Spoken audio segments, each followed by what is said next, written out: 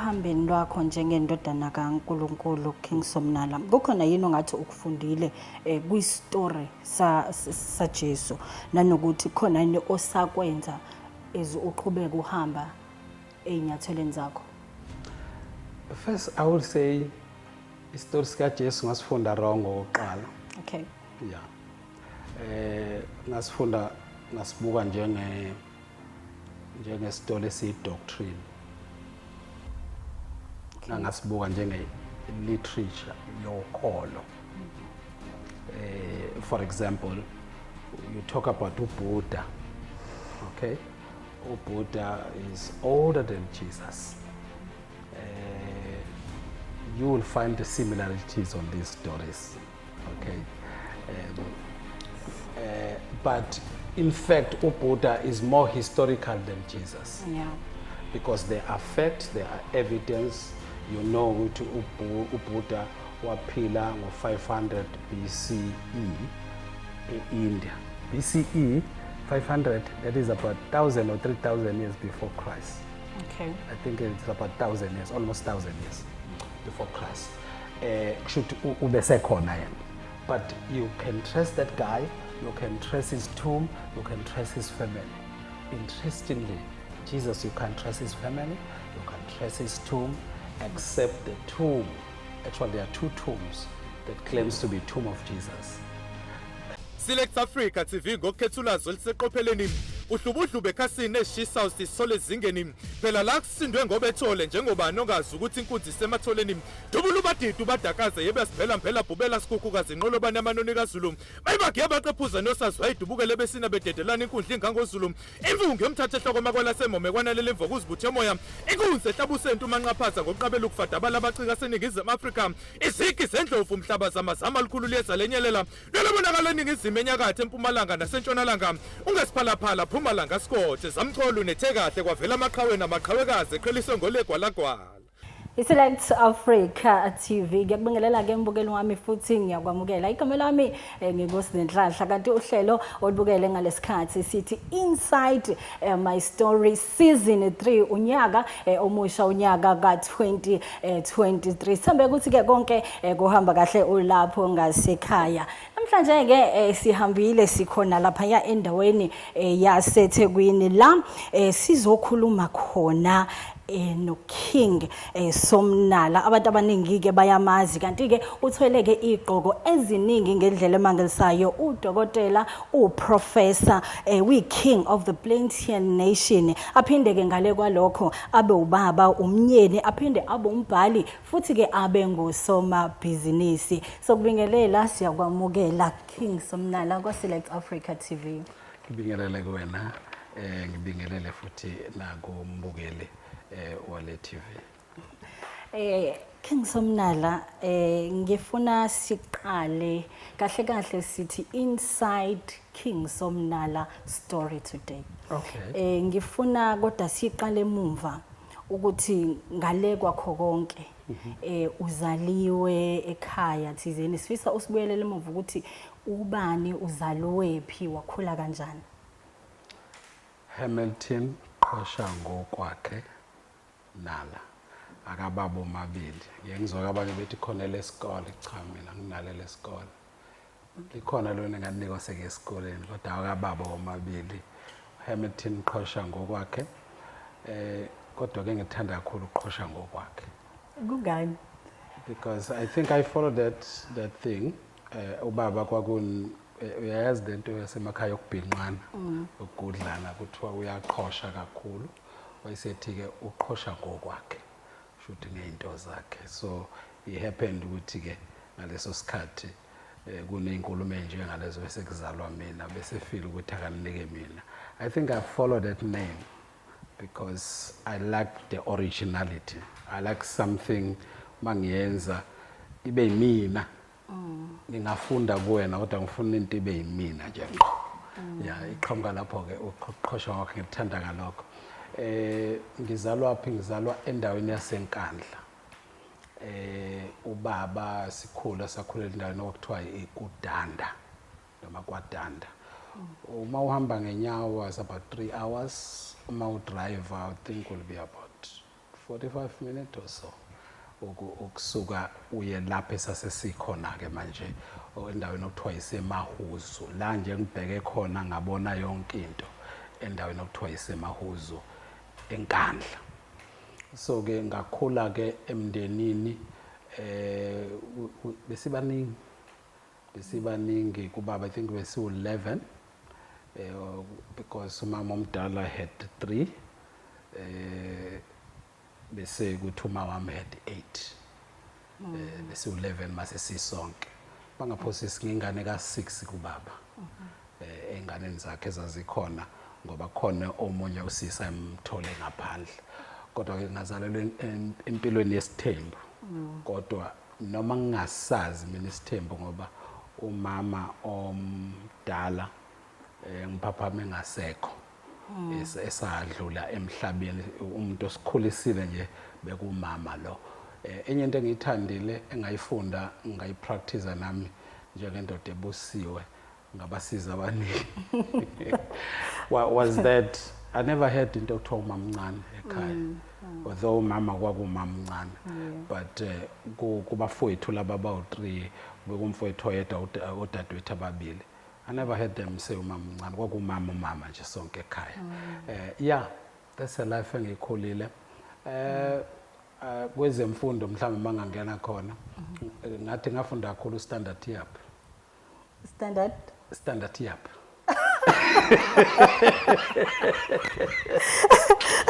Mhlawumbe Kingsomnala bawungasichazela ku-standard yap. Angithi ezinye ingane kakhulukazi zayihamba zesikoleni mazincane ziyofunda zenza standard bani. Thina sasilokho standard yap ngoba mina ngangilusa inkomo ekhaya kukhona imbuzi, khona imbongolo, khona inkomo, sometimes lezimvu. So mina ke ngoba ngangisinoko so ngixola kakhulu ku standard yap. Inkomo ikhuzwa kanjalo phela kuthi iyaphi. Okay. Actually that's where I learned the responsibility. That's why I learned ukuthi inkomo itreatwa kanjani, ikhishwa ngasikhathi sini, ingaphumi ekseni iyodla amazolo njalo. Inkomo ikhulela isikhathi esingakanani, impilo yenkomo ngayifunda kanjalo. Of course ekhaya kwakufundiwe. So I think that's what was the greatest lokhuzana ngayifunda, responsibility, ukunikana amaduty ekhaya, ubani wenzani, and also ukusebenza ekhaya. Then kuthe ngokuhamba kwesikhathi ngenxa yokugula kwami ngoba ngangigula kakhulu ngibuthakathaka. Ubaba wayeseyabuka wathi lengane kufanele yenze imisebenzi esindayo. Kufanele ikwazi ukubhala khona iyoba umabhalana. Nalapho ke ngihamba ngafike ngenza ugrade 1 kuphela. Kwabe kuphelile ke ngalokho. I will say ke impilo yami ke mayisuka lapho ke yayisiza la eThekwini ke. Upside down amanye ke swalokho but that's where standard 1 wakho nje. Standard 1 wami. Mbukeli ngiyakuthembisa ukuthi ngempela kumgodla wethu ugcwele kakhulu namhlanje. Kanti ke siyazi ukuthi ke iphasika liseduza abantu bayaphuma baye enkonzweni ezahlukene. Kanti ke nathi iyona ngqikithi kakhulu ezobe ke sibheka naye uKingsomnala. Ngeke ngachaza ke ngathi ke uwumbhali wezincwadi. Kingsomnala, 3 days 3 nights Jesus Christ. 3 days 3 nights is if you read the book of Matthew chapter 12 verse 40, actually start verse above verse 39. Abafarisi bafuna ukuthi uJesu abanikeze isign yokuthi ungumesaya. So uJesu uthi this evil generation wants a sign from me that indicates I am Messiah. He said, but they will not be given any sign. Maybe asilifunda ngoba li foundation yencwadi. Okay. Yeah. Starting with verse 39, he replied to them, an evil and adulterous generation craves a sign, yet no sign will be given to it except the son of the prophet Jonah. Because just as Jonah was in the stomach of the sea creature for 3 days and 3 nights, so the Son of Man will be in the heart of the earth for 3 days and 3 nights. Now, you read the Bible in many references. It talks about that. Jesus confirmed in many places, even if you read Pauline epistles, you will find that uJesu wayezofa avuke ngosuku lwesithathu. So what is important, because sometimes there is a debate abanye bathi after 3 days, abanye bathi on the 3rd day. To me it doesn't matter. Yeah. On the 3rd day or after 3 days, can be 1 minute, can be 1 hour after that, Jesus could have come up. But what I want us to see, Uguti, what made me wrote that book, was the fact that my first so-called Passover, sometimes called Easter, I was left confused because we celebrated on Friday. Usually is believed njengoba kuthiwa Good Friday uJesu wafa ngabo 3 ntambama or ngabo 12 whatever afternoon kodwa wafa ngalezo khathi. Then let's count ukusho ukuthi uJesu wabasethuneni ngobani ngobusuku bangolwesihlanu, and then imini yangomgqibelo, then ubusuku bangomgqibelo. So you got how many? 1 day, 2 nights. Okay. Early in the morning, ngesonto, Jesus was not in the tomb when they went there. Elinye lithi while still dark, elinye lithi sekukhanya, elinye lithi sephumela. Noma ngabe uthatha kuphika. But we don't get 3 days, 3 nights. And then ama-philosophers amaningi noma ama-scholars amaningi, they debate that ukuthi, well, they try ukuthi a day is any time. It's a day. But I believe that uqasha ngesithupha. uJesu wathi 3 days and 3 nights. Mhlambe just to help umbukeli wethu sis ukuthi ake sibuke ukuthi what was in the mind of Jesus when he said 3 days and 3 nights. Because abanye they say sometimes we 24 hours ubizwa ngokuthi usuku. Yeah.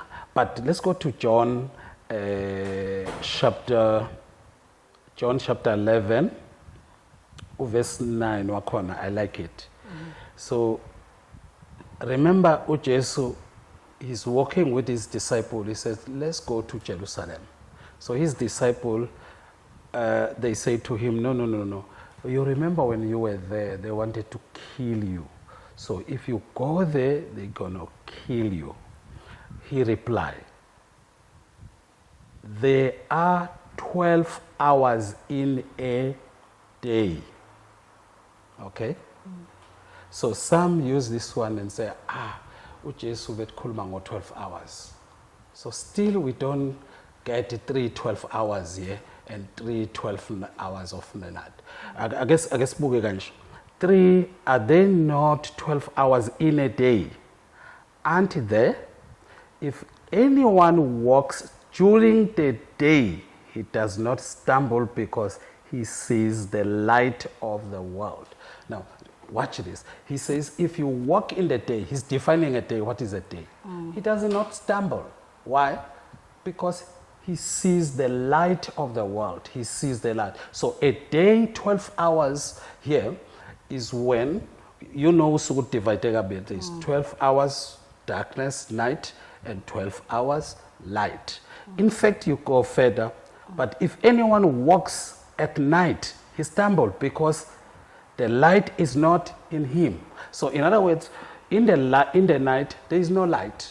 In the day, there is a light. So we can divide here and say, when Jesus said 3 days and 3 nights, he talked about 12 hours, 3 12 hours, and 3 nights. How many is that? That will be about 72 hours? Yeah. 72 hours, if we were to use this one as to count. So, if I count from Friday to Sunday, I don't get that 72 hours. I don't get those 12 hours where it's dark, there is darkness. And then I don't get those 12 hours where there is a light. So that was confusing to me to say, was Jesus lying or the church is not getting it? Then, as I studied the Bible, I found out something that they didn't understand, the church, especially in the southern hemisphere or in our day using a Gregory calendar or Roman calendar. This is how it goes. According to the Jews, first I need to say this, their day didn't start at 12 midnight. Okay. They start a day 1 minute past 6. At 1 minute past 6, that is the next day. In other words, by the time at midnight, Tina City, segu 1, segu 12, segu ngakusasa, angit. Bona, already there are 6 hours so in other words, their day start with night. From 6 to 6 in the morning is the first set of 12 hours.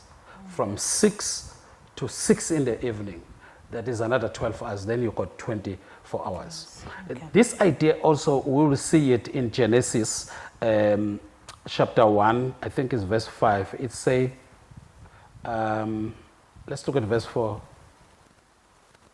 Verse 3. God said, let there be light. So there was what? Light. Verse 4. God saw that the light was beautiful. He separated the light from darkness. He separated what? The light from darkness. Look at verse 5. Calling the light a day. So when Jesus said 3 days and 3 nights, he's calling where there is a light. And darkness, night. The twilight or evening and the dawn were one day. Did you see that? Notice that he didn't start with a daylight. He started with evening up to morning. He said then a day.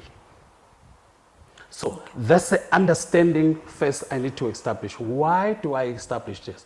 First, I want to establish this to say Jesus emphatically said he will be in the tomb 3 nights, 3 days. Okay. So if we don't find that, it's either Jesus is lying or we are missing something.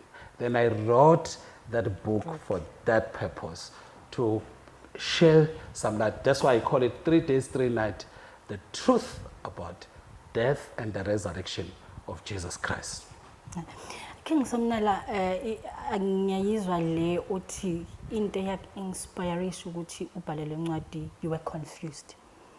Then I went to the Bible. Yes, and then I you found went out there should be no confusion. Okay.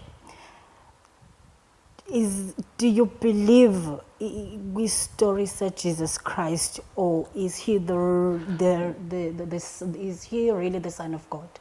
Before we go there, I haven't finished to explain 3 days, 3 nights, why people are confused about it. Maybe let me start with that one. Okay. What confused people?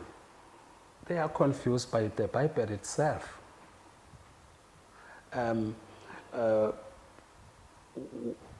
Because the day Jesus died, the Bible says, because that day it was a preparation day, the Sabbath was getting closer. Maybe let me check that one so that I don't become somebody who claim to say the Bible says this and without verifying. If you look at John 19 says, now it was a preparation day for the Passover about noon. He told the Jewish elders, here is your king. So remember, when Jesus died, it was a day of the preparation, a day where the where the Sabbath was getting closer. Remember what I said? I said, when does the day start with the Jews? 6 in the evening. Shooting was 7, sesithi 1 ebusuku. kokwamajuda. So kusho ukuthi uma sekuwu-3 ntambama usuku ngokwamajuda seluyaphela ngo-6 ingakho abantu abasabathayo ubobanaka zathi 6 abasadli until ntambama ngakusasa sebeqala sebeyadla. So ke uJesu ke ileli vesi ke elinye lamavesi lithi ileli lokuthi I think leku-Mark ungixolele ngenzela nje ukuthi umlaleli sim-educate because I'm talking about what I wrote. I think it's Mark 15 verse 40. And there were women watching from a distance. Usuku lolu Jesu afa ngalo. Among them were Mary Magdalene, Mary the mother of young James and Joseph and Salome.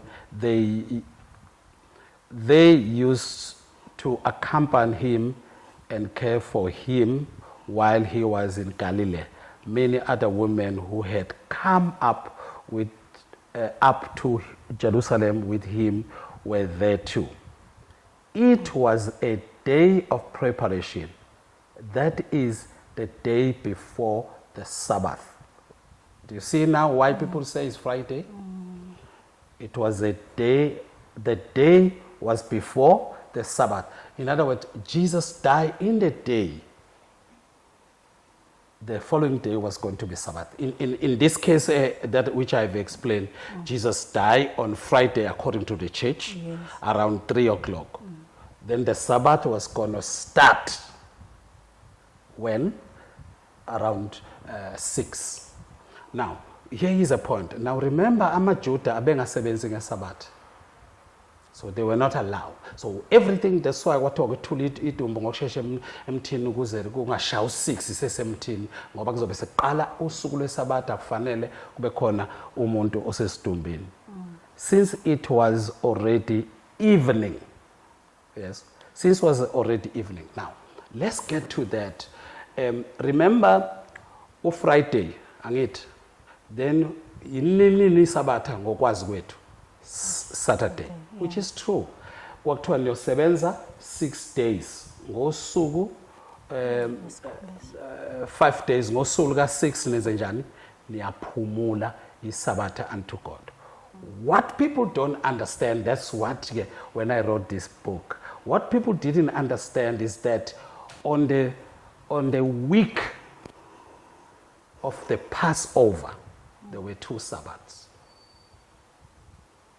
Or should I say, there were 3 days that were very important. Okay. Did you get that? No. No. I want to understand what imaphi lawo days. Okay. Very good question. So now let's go to Leviticus and Exodus because that's where those days are spelled out. I like to start with Leviticus, I think 23 verse 4. Verse 4 uti, these are the Lord's appointed festival and sacred assemblies that you are to declare at their appointed time. So there was a particular times where Israel will celebrate certain festival. Just like 25 December, we know we celebrate Christmas. Boxing Day, 26. Boxing Day. And then we know that Mhlaka 1 celebrate. And then look at verse 5. The Lord's Passover is to begin on the 14th day of the first month at twilight. Now, the first month is between March and April. Okay, angifuna ukulokhuza lapho ibizwa ngokuthi inyanga kaNisan or Abib. Inyanga kaNisa noma Abib. So that is a month abaphuma ngayo eEgypt. So kwase kuthiwa le nyanga eniphume ngayo ukube bekuyikhalenda lethu namhlanje noma kungeka 4 noma kungeka 3 iyashintsha ini calendar kuzoba inyanga yokuqala kusho ukuthi unyaka wena uzoqala la. Are you getting that one? Then he says uzothi ke kulemcimbi engifuna niyigcina ngomhla ka14 cela ubambeke leyo. So nizokwenzani ngayo? Iphasika. So babekhetha ilamb noma iwundlu imve encane ngomhla ka10 bisihlala 2 days beyicwaninga ukuthi ayinasici yini ilungela ukuthi ingahlatshwa ngephasika. Umndeni nomndeni, all the families, okay, they were to eat the Passover ngomhla ka-14 nini lithi twilight or evening, kushuthi ngabo after 6 noma 7, that's where they eat the Passover. Young followish. Then on the 15th day of that month is the festival of unleavened bread to the Lord. For 7 days you are to eat unleavened bread. I don't want to ukuthi umlaleli ngumlahlekise noma umbukeli alahleke la. Kusho ukuthi ngomhla ka-14 kwenziwani yiphasika. Okay. And then ngomhla ka-15 yini olunye usuku oluspecial ngoba kuqala umkhosi wesinkwa esingenamvubelo. Kusho ukuthi kwa-Israyeli isinkwa sakhona abazi kusifaka i-yeast, fanele basidle singenamvubelo for 7 days. Kusho ukuthi ngomhla ka-15 ba usuku lokuqala lolu suku ke kuthiwa ngalo festival of unleavened bread. For 7 days you are to eat unleavened bread.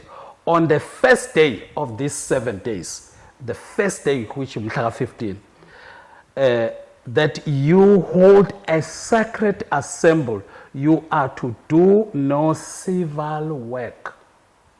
In other words, njengoba ngeSabatha Saturday kwafanele bahlale ekhaya bangadli lutho, so babe Sabatha ke nangalolu suku lokuqala okwakumhla ka-15, kodwa kuusuku lokuqala kulo 7 days. Kusho ukuthi ngomhla ka-15 usuku lokuqala babe ngasebenzi. Sometimes eBhayibhelini bezwe ngokuthi it's a high day. Umhla ka-16 kusho ukuthi kwakuyini usuku lwesibili.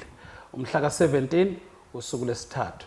Umhla ka-18 usuku lwesine. Umhla ka-19 olwesihlanu. 20 ka-6.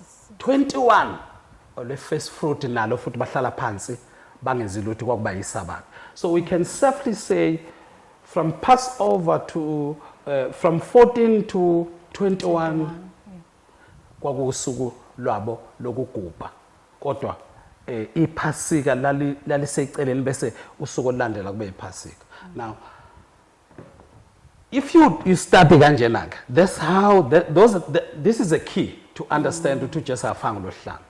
So let's come to our calendar. When did Jesus die? Wafaneni uJesu masiza kwicalendar lethu.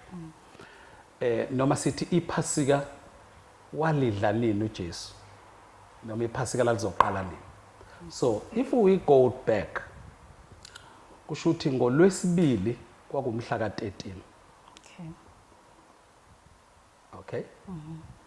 Kusho ukuthi ngomhla ka-12 ebusuku ngomsombuluko. Okay. Msone ngomhla ka-12 ngomsombuluko ntambama ngo-6 kwaqala olwesibili. Uhamba ubusuku bonke. Okay. Sekungolwesibili kubona. And then ekseni abafundi bakhe bathi kuJesu uma ufunda iBhayibheli kuMark 14 verse 12 bathi ufuna ukube sikulungisele phi iphasika, ufuna ukuyodlelaphi. Useyasho uthambani emzini othile nizofica indoda abachazele kanjena nitshente inkosi ifuna ukudla iphasika kwakho, abamlungisela uJesu bese kuthi ntambama uJesu wafika wadla iphasika ngomhla ka-14. Kusho ukuthi makuthi uJesu wadla iphasika ngomhla ka-14 ufuna ukubona ukuthi siyahamba sobabili ngomhla ka-14. Woqala nini umhla ka-14? Sizaqala umhla ka-12. Ngokwethu right, waqala ngomhla ka-12 ngo-6 ntambama. Ngolwesibili. Ngolwesithathu. Hence mina ngithi masifuna ukuthi Good Friday kufanele ngabe sithi Good Wednesday. Uma ngabe sisho ngoba kwafa uJesu. Ake ngihambe nawe ke ngunikeza. From u6 ntambama ngolwesibili kwasekuqala olwesithathu usuku liyashintsha liyatransita sekumhla ka-14. 1 minute past 6 asithi umhla ka-14. And until 1 minute past 6 sekungolwesine. Yabo. Kusho ukuthi makuthiwa uJesu wadla iSabatha ngomhla ka-14 wadla iphasika ngomhla ka-14, kusho ukuthi waludla ngokwekhalenda lethu iphasika ngolwesibili ntambama. Okay. Yebo. ngokwephasika kodwa ngokwamaJuda kwase kungolwesithathu ntambama ngoba usuku labo liqala ngani ngobumnyama luphele kuphi ngokukhanya. So that's how it happened. So asibaleke umhla ka-14 ntambama ngokwamaJuda masibala ngolwesithathu ngo-6 ntambama ngolwesithathu kwakumhla ka-14 ngo-6 ntambama ngolwesine kwakumhla kabani 15 ngo-6 ntambama ngolwesihlanu kwakumhla kabani 17 usenensuku engaki manje uJesu entathu nobusuku obili and then ntambama ngomgqibelo umgqibelo ngomhla ka sigcina umhla kabani ngolosihlanu mhla 17 ngomhla ka-19 ntambama Sunday sijombe lokhuzana 18 that is Friday. Okay, how many days now? 5 days. 14 15 16 17 18 This can't be 5. Asibale kanje asithi ngo-7 one night asevele sibale kanje asithi one night Wednesday ntambama ngokwamaJuda ngokwethu ngolwesibili ntambama sithi one night. I'm sorry umhla 14 iphasika. Imina engulahlekisa ngiyaxolisa.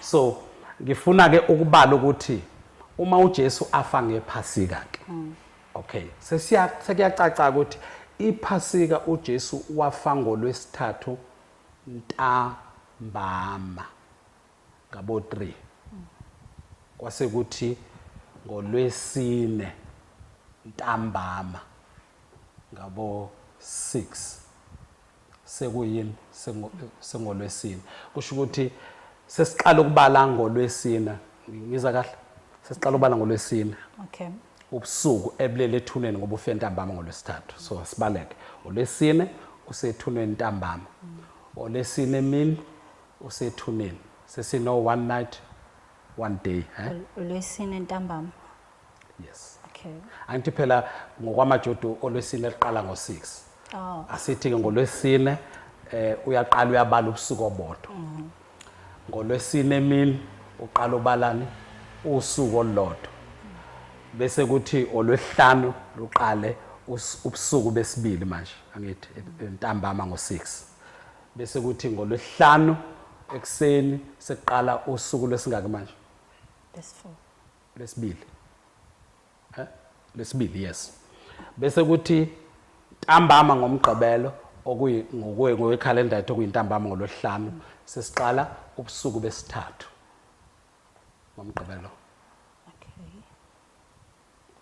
ntambama ngomgqibelo emini ngomgqibelo emini ngomgqibelo sekuqalani usuku lesithathu so uJesu ngabo 7 ngomgqibelo ngokwe-calendar yethu wayengavuka ethuneni ngo-8 nango 1 minute past 6 wayengavuka ethuneni bebambile so why ke bethi yisabatha ashona ngala ngithi siyakhumbula ukuthi uma yafa ngephasika wafa ngomhla ka-14 ngomhla ka-15 kwakuyiholiday leli lesinkwe esingena mvubelo lolo suku wakungafanele benze umsebenzi wafanele bahlale phansi yoba behlala makuyisabatha kungakho ke mawufunda incwadi kaMarko uzozwa kuthiwa selidlulile isabatha baphumula bahamba bayothenga amakha okay let's examine that one so for umlaleli kakhulukazi abafunda iBhayibheli bayathanda phela ukuphikisa Nkosi yami kanti uma bafundela iBhayibheli basheshe bezwe ke abanye noma benenkani ake sibuyele kuyena u14 ke siye lapha ku verse 40 lithi ke now usuku uJesu lele Jesus is buried kuthiwa it was a day of preparation that's a day he died That is the day before the Passover. What was the day? 14. Okay. That was going to be a beginning of the 15. Since it was already evening, Joseph of Arimathea took Istobuska Jesu and ngifuna la eselungiselelwa khona.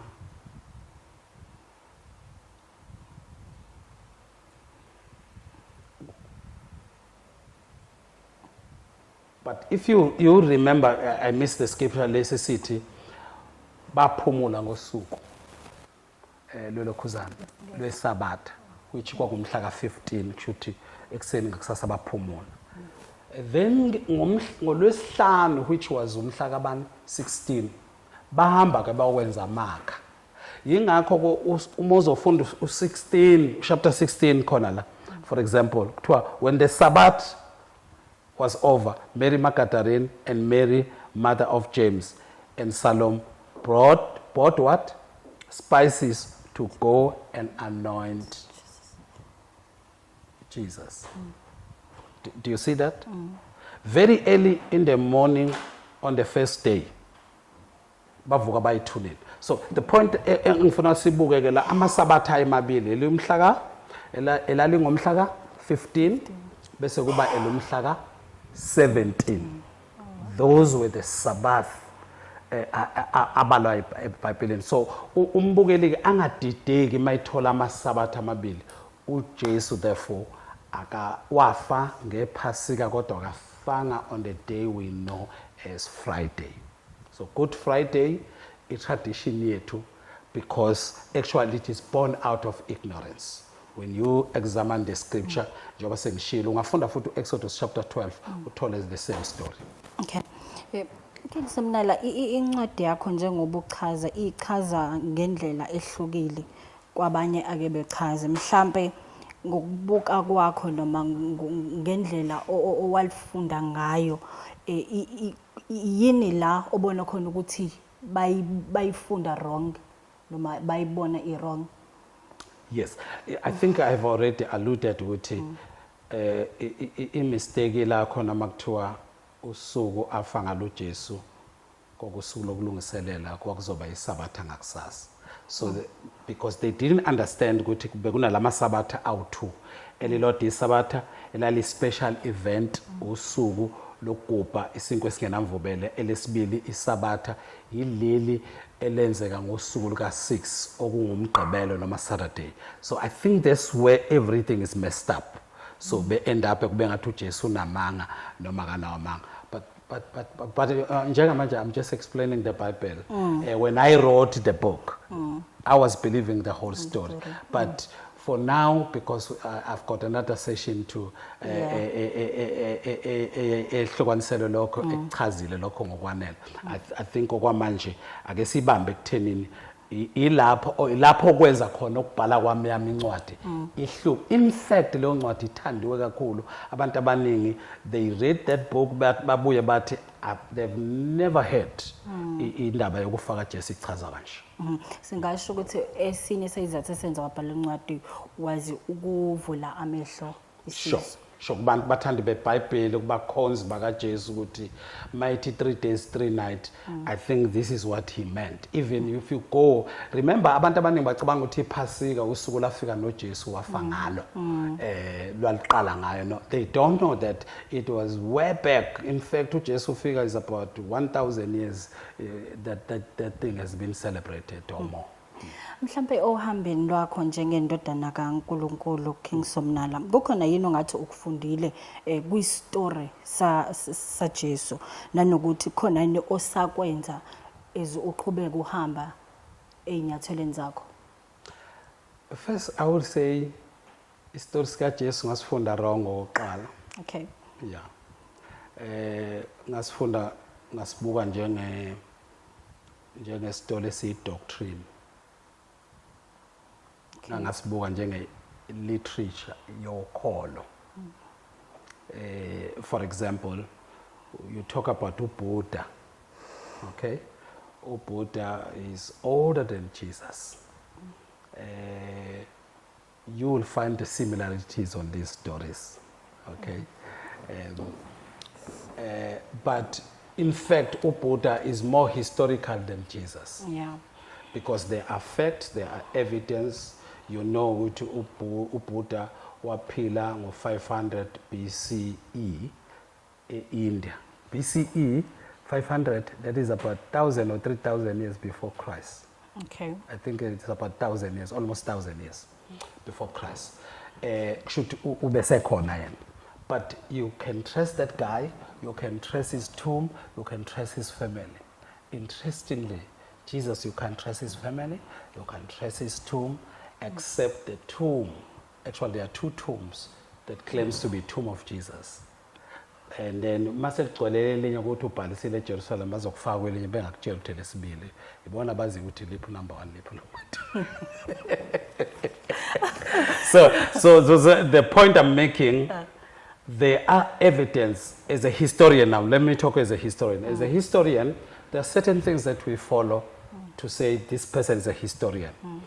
Or you fall under the legendary story or what we call a mythology or fiction.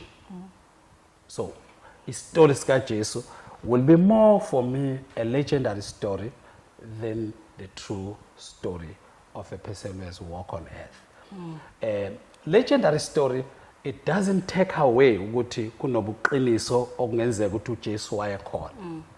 But as of the claim that I claim about Jesus, we have a very serious problem, those of us who are scholars. Number one, you talk about Jesus' 12 disciples, you'll find all Buddha number being the 12 disciples. You talk about Jesus walking on the water, it was a legendary story of anybody who have a spiritual leader mentioned. You talk about Jesus appearing to his disciples.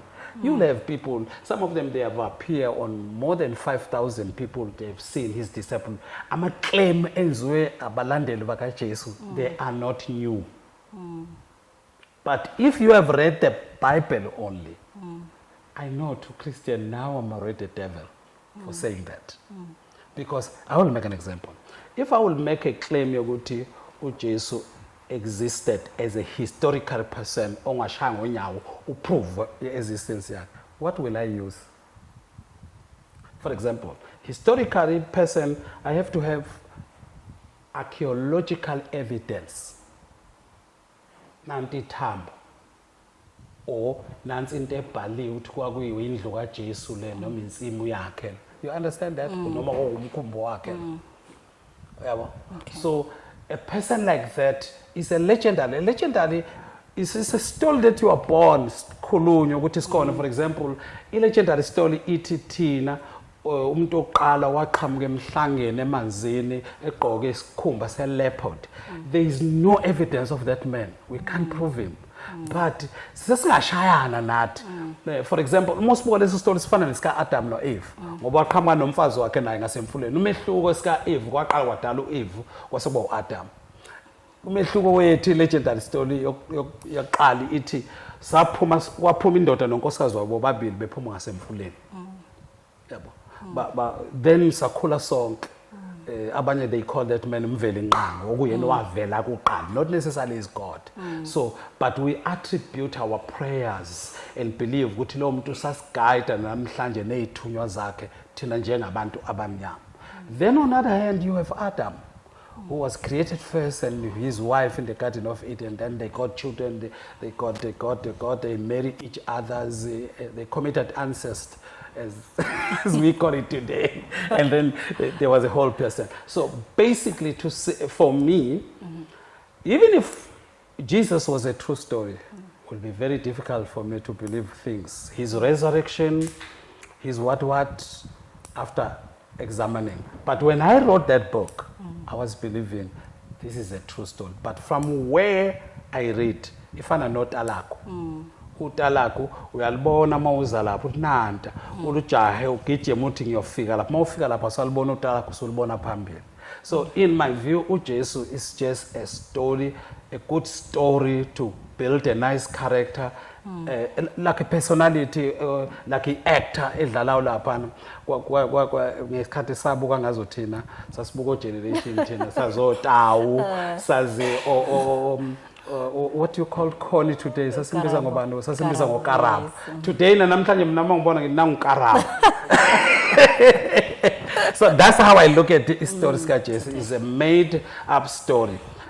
I know some says, well, Jesus existed, like Joseph and who's this Flavius, they quote him down in the history. This is how we check in the history. If you're going to write about me, we look at how long. If uthi mina bekhona unala umuntu oyiphilisa abantu kwingculaze evusa abantu abafileyo into yokuqala sizoyilandela beside ngokwe-archaeology ukuthi sizobheka ama-remains wakho sibheke indlu yakho sibheke ama-fossils ukuthi izinto ezingama-print eyisele ukuthi nampela lo muntu wafela. For example, I can prove ukuthi ubani lo owabulala amaJuda kakhulu waphila. I can prove abantu abaphila 3000 before Christ. You got their tomb, you got evidence, you got them dedicating a bridge and so on and so on. So stuff like that. But with Jesus you can't find that. So with archaeology he fails. You put him aside. There is no tomb you can go. There is no family of his you can prove. Then you go to what is called now sources. What did he say about himself?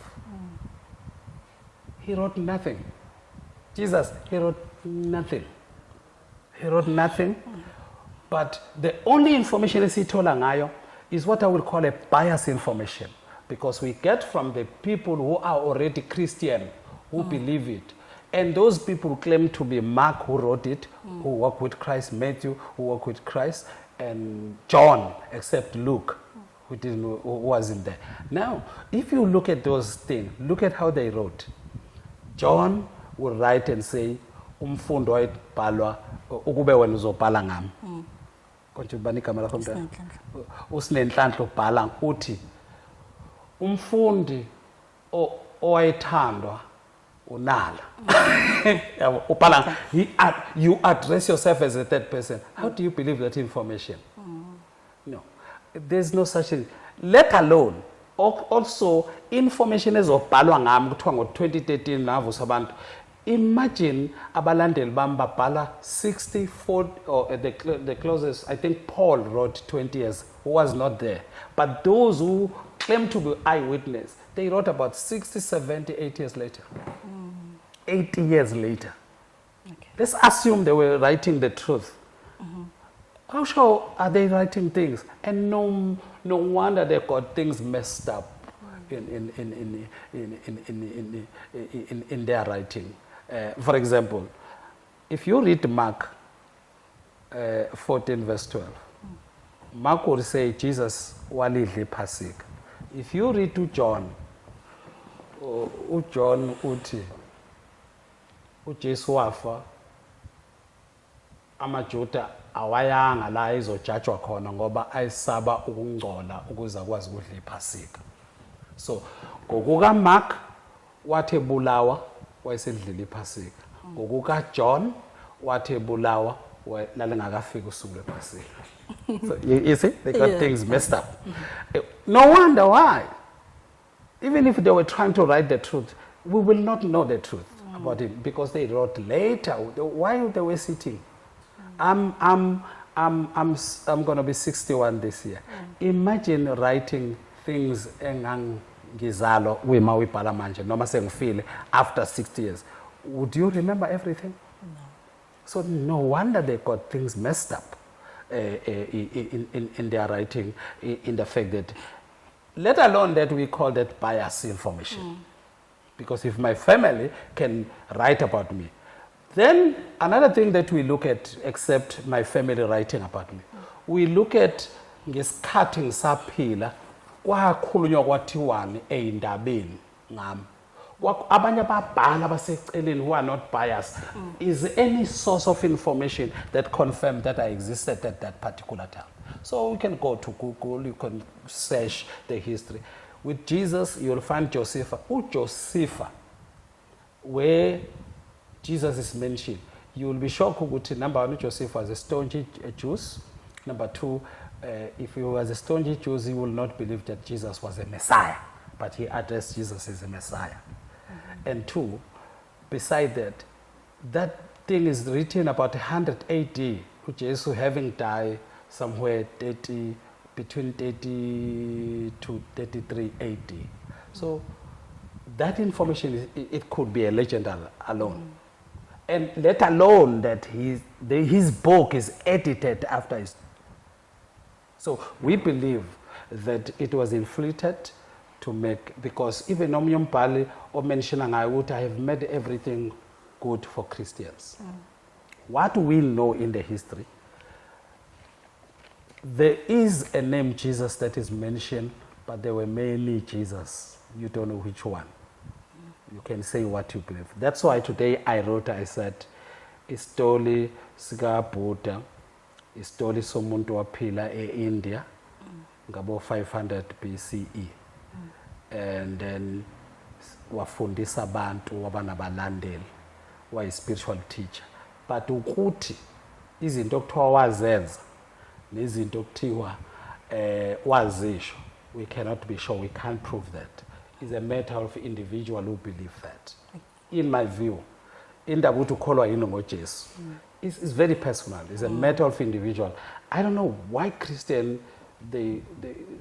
but I know why. Not because I've been there, done that. It's because Christianity is trying to condemn every religion and the only true God, or you can go to God only through Jesus Christ. Imagine Jesus is it's about 2,000 years eshonile. Umhlaba is 13 billion years. There have been people who are living here on earth. I'm sorry, million years. Imagine 13 million years and a guy who comes later in 2000, he's in charge of the universe. What kind of God is that? Those are my challenges.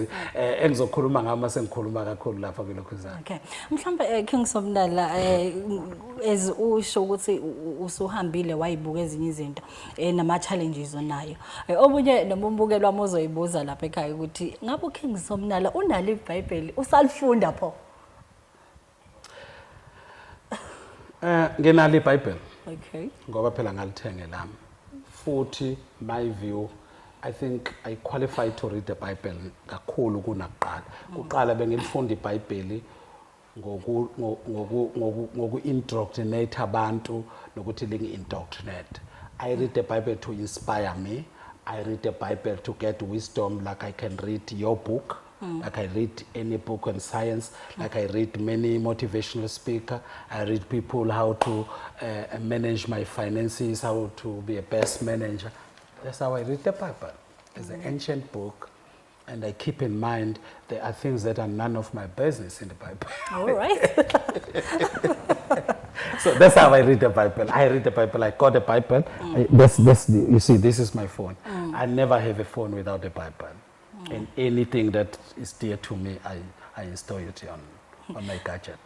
Kingsomnala ngiyazi kuningi sazokhuluma ngakho futhi kusakuningi, but incwadi yakho le uyibhale before, so Paradigm shift.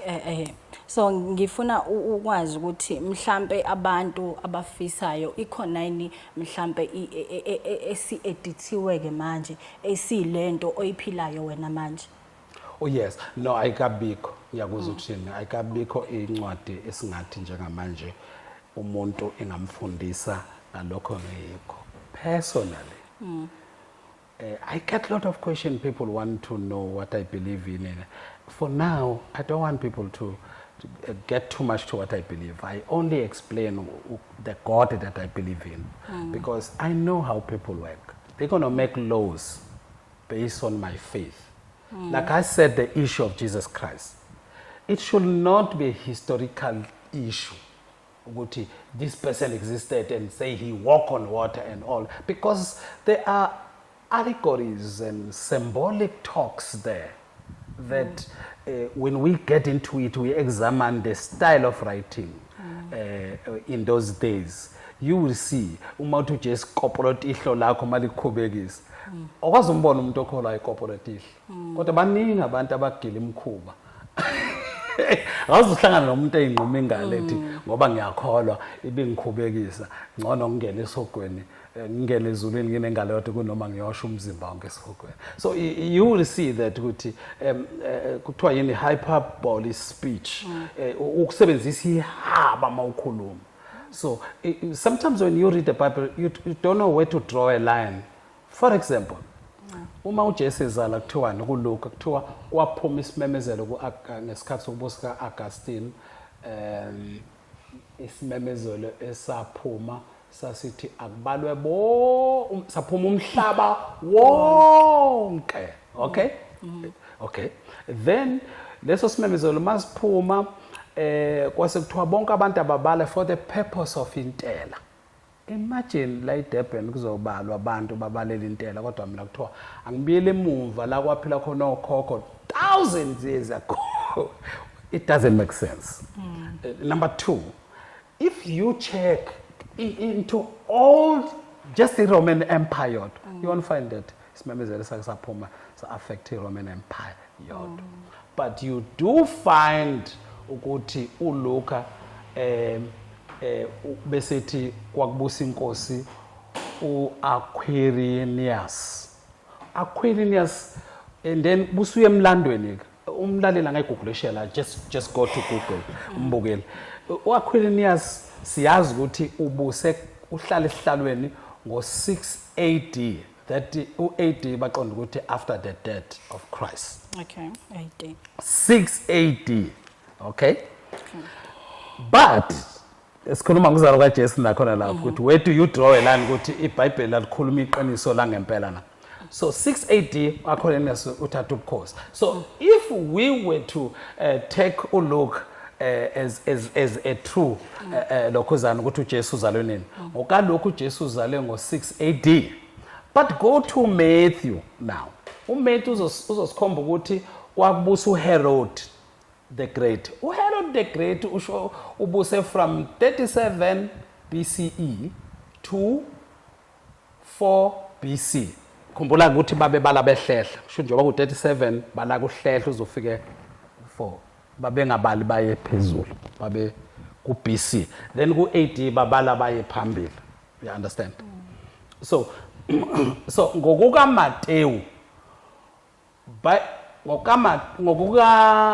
ngekwe-report